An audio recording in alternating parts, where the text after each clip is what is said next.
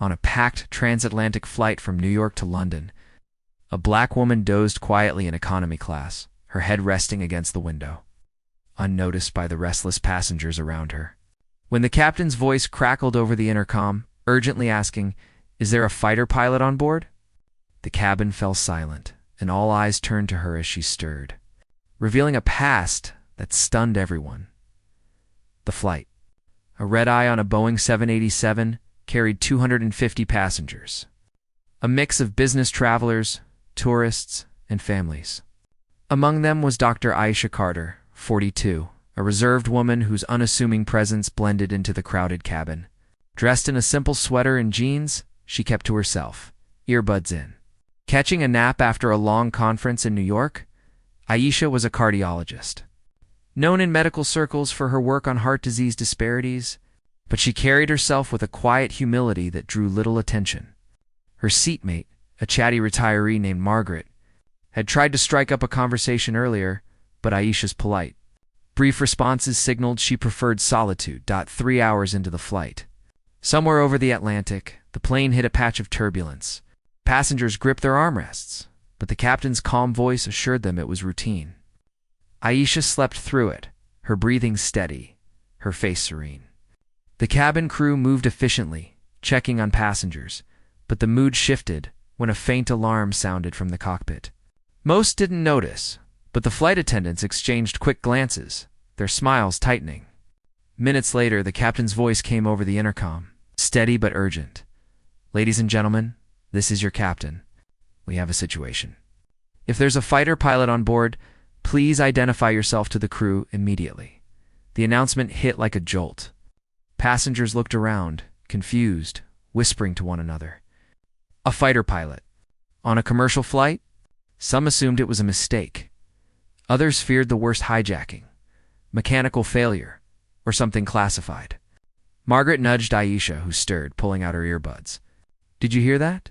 Margaret whispered. "They're looking for a fighter pilot." Aisha blinked, processing the words, her expression unreadable. She raised her hand slightly, catching a flight attendant's eye. "I'm a pilot," she said quietly. The attendant, a young woman named Sarah, hesitated, then approached. "Ma'am, did you say pilot?" "As in military fighter pilot?" Aisha nodded. "Yes, F-2 to Raptor, U.S. Air Force. Retired." The cabin buzzed as passengers overheard. Heads turned, eyes wide. Aisha, the unassuming woman in 24B, was a fighter pilot. Sarah escorted her to the front, where the captain, John Reynolds, met her at the galley. He was a seasoned aviator ex-Navy, with a no-nonsense demeanor. "Ma'am, you're a fighter pilot?" he asked, his tone professional, but skeptical. Aisha pulled out her wallet, showing her military ID and a faded photo of herself in a flight suit next to an F-22. "Major Aisha Carter, 1st Fighter Wing, retired 2015. "What's the situation?" Reynolds didn't waste time. "We've got a problem with the navigation system. It's glitching, and we're picking up an unidentified aircraft on radar. Air traffic control's gone dark. We need someone with combat flight experience to help assess." Aisha's mind snapped into focus, her training kicking in despite years away from the cockpit. She followed Reynolds to the flight deck, ignoring the stares of passengers craning their necks.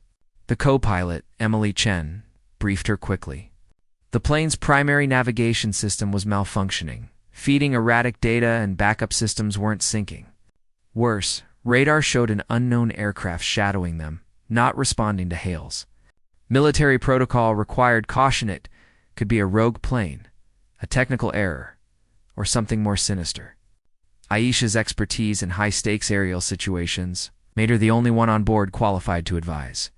She studied the radar, her eyes narrowing. "It's moving too fast for a commercial jet," she said. "Could be a military intercept, but without a TC confirmation. We can't assume it's friendly." Reynolds nodded, his respect growing.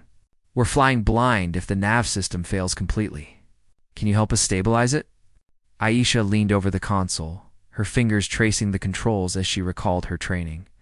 She'd flown countless missions, from air patrols over Iraq to classified ops in contested airspace. Her calm under pressure was legendary among her squadron, though she rarely spoke of it. Back in the cabin, passengers whispered furiously. Margaret, piecing together Aisha's story from earlier small talk, told her seatmates. She said she was a doctor, but nothing about the military. A businessman across the aisle Googled her name on his phone's cached data, finding articles about Dr. Aisha Carter, cardiologist, but also mentions of Major Aisha Carter, one of the first black women to pilot an F-22. The news spread. Passengers marveling at her dual-life doctor and pilot, healer and warrior. On the flight deck, Aisha worked with Chen to troubleshoot the navigation glitch. She suggested rerouting power to the backup system, a trick she'd learned when F-22s had similar issues. Meanwhile, she kept an eye on the radar. The unidentified aircraft was holding distance, not closing, which suggested observation rather than aggression.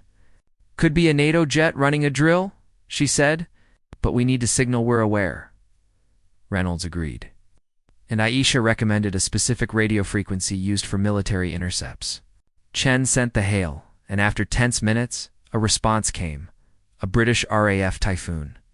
Conducting routine patrols, unaware their transponder was malfunctioning. The situation de-escalated, but the navigation issue persisted. Aisha's hands moved with precision, guiding Chen through a manual recalibration. Her voice was steady, her knowledge deep, drawing on years of flying in high-stress environments. By the time the system stabilized, the plane was back on course, and ATC reconnected, confirming the RAF jet's identity. Reynolds exhaled, shaking Aisha's hand. You saved us a lot of trouble, Major. Maybe more. She smiled faintly. Just doing my job, Captain. As Aisha returned to her seat, the cabin erupted in applause. Passengers, now aware of her background, stared in awe. Margaret, beaming, grabbed her arm. You're a hero. Aisha shrugged, uncomfortable with the attention.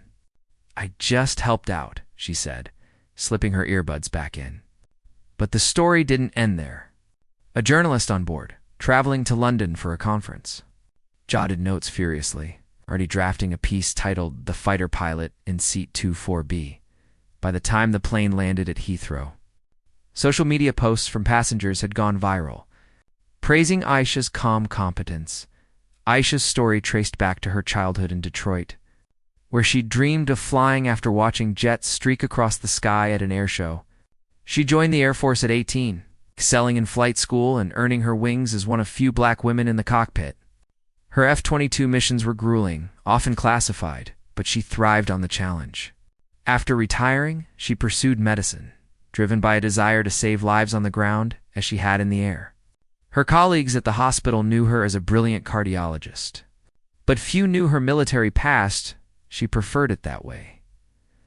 The airline, grateful for her help, offered her a first-class upgrade on her return flight, which she declined, insisting the crew deserved the credit. The RAF reached out, apologizing for the confusion caused by their faulty transponder. Aisha's actions didn't just avert a crisis. They sparked conversations about unsung heroes, particularly women of color in male-dominated fields. At her hospital, colleagues read the news with astonishment, teasing her gently about her secret life. Aisha, ever humble, brushed it off. Focusing on her patients, the incident became a quiet legend in aviation circles, a reminder that expertise can come from unexpected places.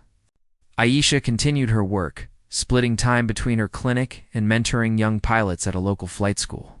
She never sought fame, but her story inspired countless others, proving that heroes don't always wear capes or flight suits. Sometimes they're just the woman sleeping in economy, ready to answer the call when it comes.